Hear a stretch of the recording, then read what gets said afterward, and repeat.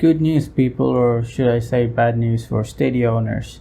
As of right now, this platform is deteriorating and needs a much needed overhaul if they ever want to increase their player base.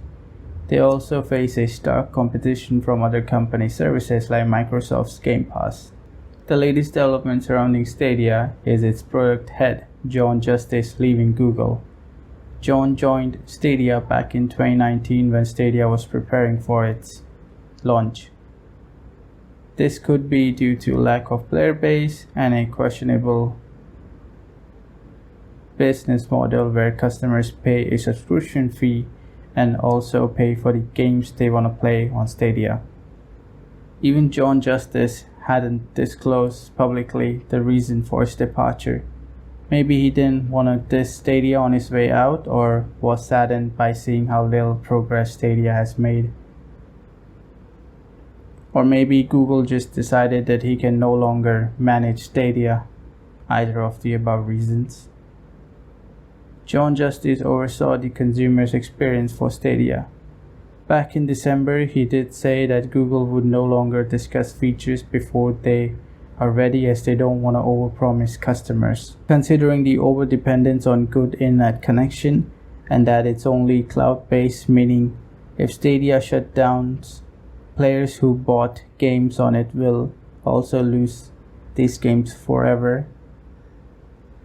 Therefore, it is discouraging the public to accept Stadia over a console or a PC, for example. The first-party titles released by Sony are amazing, as Sony allows its first-party studios complete autonomy. That's why we get such good single-player games from them. Sony definitely treats its developers right. We hardly get any bad vibes from Sony. It also distanced itself from bad press by listening to the PlayStation community. Even though I couldn't get my hands on the PlayStation 5 as of right now, the choice is obvious. Money is finite, and I'll always be Team Blue, forever. PlayStation already has a bad refund policy, and don't forget that they removed Cyberpunk 2077 from their store, as the game wasn't running well and they were overwhelmed with refund requests. Sony also don't respect game preservation, as they were willing to close PS3 and PS Vita storefront but decided not to due to the swift backlash from the community.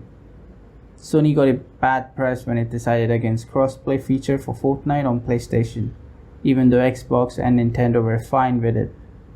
The reason was that Sony would lose money from this, as players might play Fortnite on PlayStation, but they could buy V-Bucks from Xbox, Nintendo, the App Store, or PC if it was a little bit cheaper there. This was proven as the documents were disclosed during the Epic vs Apple ongoing legal battle. Sony did enable crossplay, but threw the developers and publishers of these games under the money train, as they were to provide money to Sony if ever there was a revenue loss for Sony because of the crossplay that they enabled for a game. This is the slide in question here. If a game generates $1 million in its first month and the PSN revenue is $900,000, the developers won't be paying a dime to Sony, as the minimum PSN gameplay share is 85%. But in the second month, if the crossplay revenue remains the same and the PSN revenue drops to $600,000, the devs would be paying Sony $52,500 as a cross-platform revenue share. Sony also provided a formula as to how they came to the $52,500 number. It is an awful tax on devs who decided to implement crossplay on their games. Sadly, the indie devs who made a cross-platform game will suffer the most from this deal compared to Epic Games.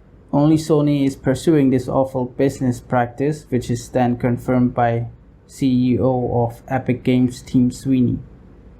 I hope that Sony removes this tax if enough backlash and negative PR is received. Thank you for watching. Bye.